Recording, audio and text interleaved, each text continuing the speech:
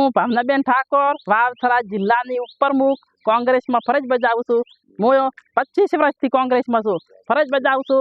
ગમે તે કોમ પડ્યું તો મારું હું બેનને લઈને હાજરી આપું છું। 5-5 10-10 ગાડી ગાંધીનગર અમદાવાદ ગમે તે દાવાનું હોય એ મારી તૈયારી હોય છે। તમામને ટેકાથી મેં જીતાડેલા છે બહુમતીથી મારી, અને તમામ કોંગ્રેસના અત્યારે હાલમાં મને મેન્ટેજ આલવામાં પાકો કર્યો તો મારો પાટણજીથી મને બોલાવીને મેન્ટેજ કે ભાવનાબેન તમને આપવા મારું ફોર્મ ભરાયું કરી રહીને અત્યારે મારો મેન્ટેજ કાપવામાં આવે છે તો મારે નારાજગી છે અત્યારે કોંગ્રેસ પક્ષથી।